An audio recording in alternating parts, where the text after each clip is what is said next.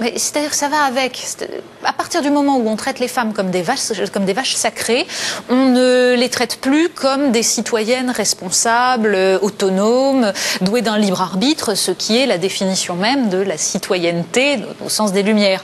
Or là, au contraire, tout le discours sur le féminin actuellement consiste à dire que ce qui est considéré comme des valeurs féminines, l'amour, la tolérance, la paix, tout cela est forcément incarné par toute femme. Donc du coup, eh bien, ces femmes n'ont même plus à agir, elles sont renvoyées dans cet amour, cette faiblesse. Les femmes sont victimes, parce que la victime est celle qui, justement, ne va jamais faire de mal. L'idée, c'est ça, c'est que la femme ne peut pas faire de mal. La femme, elle est du côté du bien. Et on est aujourd'hui dans une dénonciation du masculin comme étant forcément du côté de la violence, de la brutalité, et au contraire une apologie du féminin qui serait du côté de la vie. Mais en quoi ça, est-ce un mal ? Justement. C'est un mal parce que c'est une illusion, parce que c'est faux. Très franchement, regardons les femmes dans l'histoire et regardons les femmes dans le monde aujourd'hui. Est-ce que réellement les femmes qui ont exercé le pouvoir sont ont fait advenir la paix dans le monde, l'amour, etc. Enfin, regardons aussi bien de Catherine de Russie à Élisabeth Ier d'Angleterre, d'Isabelle la catholique à Margaret Thatcher. On ne peut pas dire que ce soit la douceur et l'amour universel. Donc arrêtons d'être dans une espèce d'illusion sur le féminin. Ça n'est pas rendre hommage aux femmes. Les femmes sont comme les hommes, c'est-à-dire qu'elles ont leurs défauts, c'est-à-dire qu'elles peuvent aussi faire preuve de violence. On le voit aujourd'hui de façon extrêmement dure à travers les phénomènes de bandes de jeunes filles qui commencent à se développer. Et là, on est complètement démunis. Oh mon Dieu, des femmes peuvent être violentes. Eh bien oui. Alors, ce que vous voulez dire aussi par là, c'est que finalement, on ne donne plus à ces jeunes filles, notamment, des modèles de femmes héroïques, pourrait-on dire, de femmes qui exaltent des valeurs autres que celles des valeurs traditionnelles du féminin. Oui, les femmes peuvent être des combattantes. On pense Alors, ça n'est pas, on ne donne plus des modèles, on n'en a jamais donné. Sauf que, alors qu'on nous fait croire que le féminisme a abouti, que ça y est, on atteint l'égalité, hommes-femmes, etc., on ne donne toujours pas de modèle valorisant aux femmes. C'est-à-dire qu'autrefois, les modèles, c'était en gros la ménagère, la jeune fille effacée, alors la princesse attendant passivement son chevalier servant, ou alors la gentille jeune femme au foyer. Et aujourd'hui, est-ce que c'est tellement mieux? Les modèles qu'on donne, c'est quoi? Ce sont des chanteuses, des stars. C'est-à-dire qu'en gros, on essaye d'expliquer aux filles qu'elles ne peuvent réussir qu'en dansant, ultra maquillées, avec le nombril à l'air. Bon, je suis pas sûre que ce soit l'aboutissement de la libération des femmes. Oui, mais d'une certaine manière, c'est quand même une évolution, c'est-à-dire qu'on donne des modèles de réussite professionnelle, sociale. Donc ça, qu'est-ce que vous en faites? Modèle de réussite professionnelle. Non, oui. Sans tomber dans la caricature. Dans la mesure où nous sommes dans une société qui estime que la réussite, c'est en effet de gagner beaucoup d'argent en montrant son émotion en tant qu'artiste, pour reprendre les termes à la mode. Alors oui, on donne des modèles aux femmes qui sont les modèles principaux de notre société. Mais enfin, est-ce que réellement c'est ça qu'on veut pour nos filles? Est-ce que c'est le fait qu'elles aillent ressembler à Britney Spears? Je suis pas sûre que ce soit non plus En fait, pour résumer, Simone de Beauvoir, dans Le Deuxième Sexe, consacrait un chapitre à la question du narcissisme féminin. Et elle expliquait que le narcissisme, ça n'est absolument pas une fatalité de l'essence féminine. C'est pas, les femmes ne sont pas narcissiques par essence. Elles le sont culturellement parce que justement, on ne leur permettait pas, en 1949, date de la sortie du livre, on ne leur permettait pas de s'investir politiquement, d'agir sur le monde. Et donc, elles étaient renvoyées dans une espèce de contemplation de soi en miroir. Et alors, la grande réussite de notre époque, qu'est-ce que c'est? C'est que non seulement les femmes en sont toujours là, dans la contemplation de soi, le développement personnel, le bien-être, etc., mais qu'en plus, les hommes ont le droit de faire pareil. C'est formidable. Elles sont encouragées. On y reviendra. Alors, tout le début du livre, c'est aussi une description de tout ce qui s'est passé après 68. Donc, c'est la libération sexuelle, c'est toutes les courants féministes, les gender studies, enfin les études du genre. Vous allez nous le mouvement queer. Vous avez, on a le sentiment que vous voulez brûler l'après 68. C'est à la mode en ce moment, mais Plus que l'après 68, parce que il y a eu mai 68 a apporté beaucoup au féminisme, en particulier parce que ça a coïncidé quand même avec des lois qui ont libéré les femmes. 67, alors, la loi Neuwirth date d'avant 68, bien sûr, mais la loi Veil, c'est après. Donc 75. Toute cette période-là a été, essentiel pour les femmes. Et je crois que, ça, nous sommes toutes là pour nous réjouir de ça. Le problème, c'est après. Le basculement, il se fait, alors, aux États-Unis dans les années 70, en France à partir des années 80, quand justement les gender studies se développent en France. Alors, expliquons ce que sont les gender studies. Ce que sont les gender studies, eh bien, ce sont des études sur la notion de genre, qui est une notion qui a été forgée par des universitaires américaines pour contrer, en gros, la notion de sexe. C'est-à-dire contre l'idée du sexe biologique, il y a cette idée du genre qui serait purement culturelle. Et pour ces universitaires, le genre précède le sexe dans le sens où finalement ce qui fait que nous allons exister en tant qu'homme ou en tant que femme, c'est notre façon d'agir dans la société et qui est déterminée par ce que la société nous dit de ce que nous devons être en tant qu'homme ou femme. Alors ça rejoint, est-ce que ça rejoint pas totalement ce que disait Simone de Beauvoir, justement dans le deuxième sexe, on ne naît pas femme, on le devient, c'est-à-dire l'éducation qui Bien sûr, sauf que la thèse fondamentale qui est sous-jacente dans tous les travaux des gender studies, c'est le fait que finalement il y aurait toujours dans cette différence de genre une tentative de l'homme blanc hétérosexuel pour écraser tout le reste de l'humanité.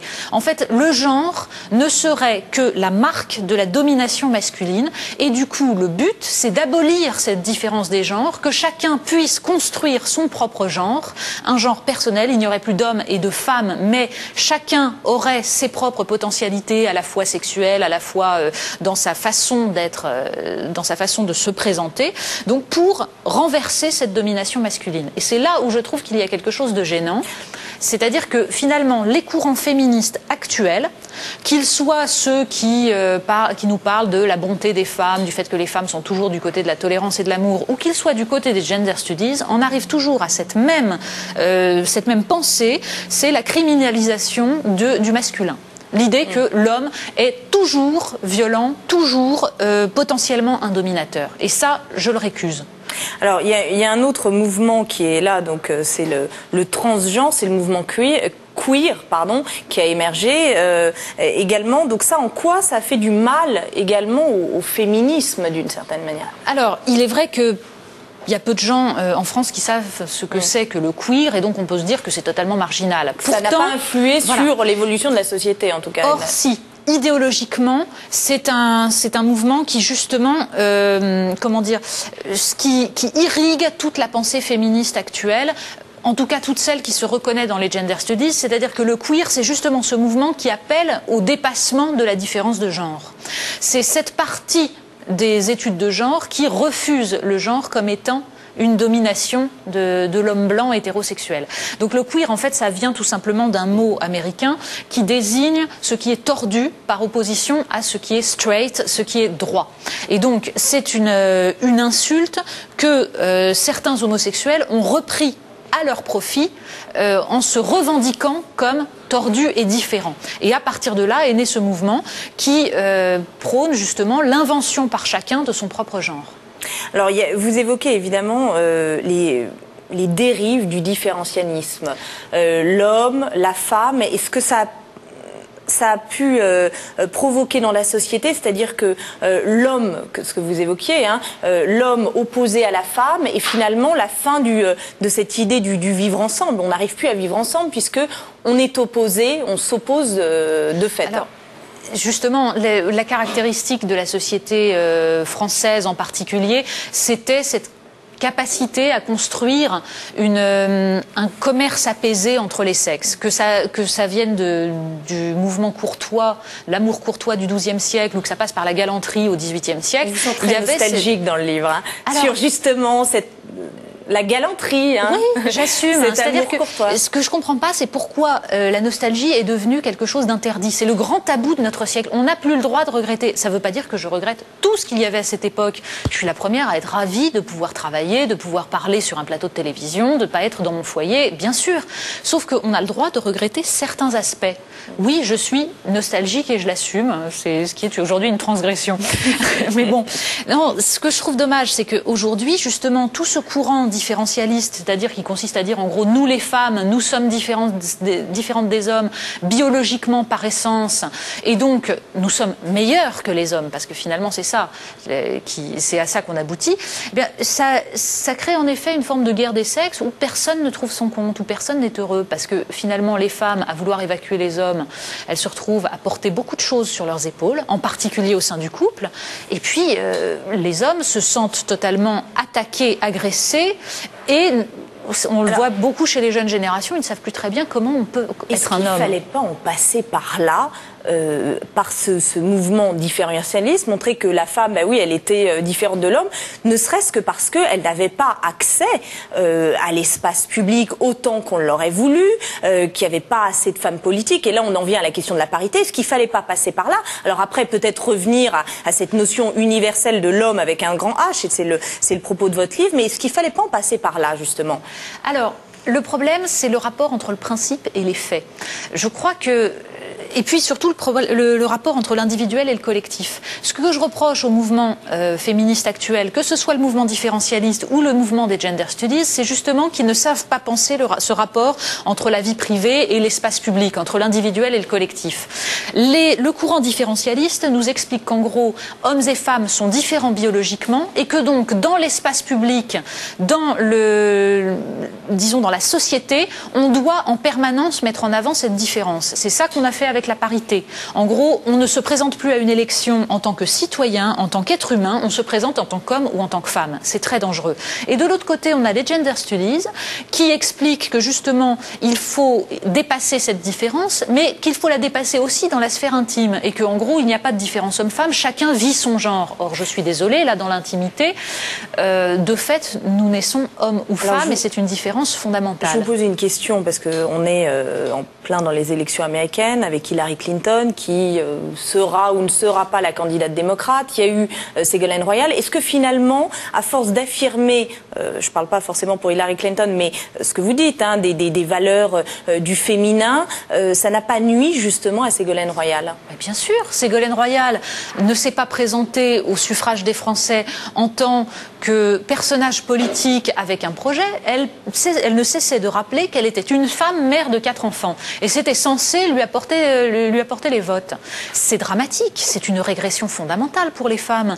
Notre réussite, c'est justement qu'on ne nous regarde plus comme des femmes dans la sphère publique. Nous le sommes dans l'intimité, nous le sommes dans nos rapports individuels avec les gens, avec les hommes. Mais en revanche, dans la sphère publique, nous sommes des individus avec un libre arbitre, avec des idées, des projets. Et le problème des élections américaines, c'est quoi? C'est que justement, c'est en train de se retourner contre Hillary Clinton. Pourquoi? Parce qu'elle se présente en tant que femme. D'ailleurs, c'était très drôle. Tant qu'elle était une professionnelle, capable, etc., elle ne gagnait rien. À partir du moment où elle a versé sa larme en montrant qu'elle était sensible, qu'elle aussi elle avait de l'émotion, là, elle a remporté une des primaires, certaines primaires. Et manque de peau, en face, il y a qui? Il y a quelqu'un qu'on considère non pas comme un individu, un citoyen, mais comme un noir. Donc la question, c'est est-ce que ce qui sera le plus novateur, c'est de mettre une femme ou un noir à la Maison-Blanche? C'est la fin de la politique. Alors, dans cette régression du féminin qu'on évoquait tout à l'heure, il y a évidemment le poids des médias, de la presse féminine notamment, et de ce côté psychologisant. Hein, vous l'évoquez très bien, c'est-à-dire qu'on ne parle plus que de psy, que d'introspection, Mais le discours psy, c'est la nouvelle religion. Ça a émergé donc depuis les années 50 jusqu'à aujourd'hui, et on est dans l'apogée. Il n'y a pas un magazine féminin qui n'ait pas sa rubrique psy. Et qu'est-ce que ça signifie en fait?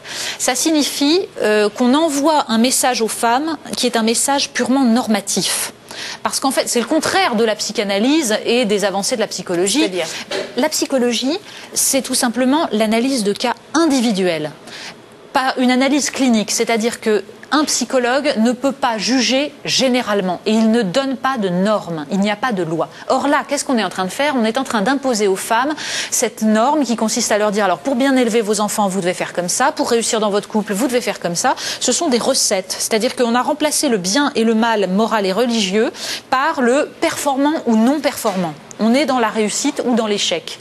Et c'est extrêmement difficile à vivre pour les femmes,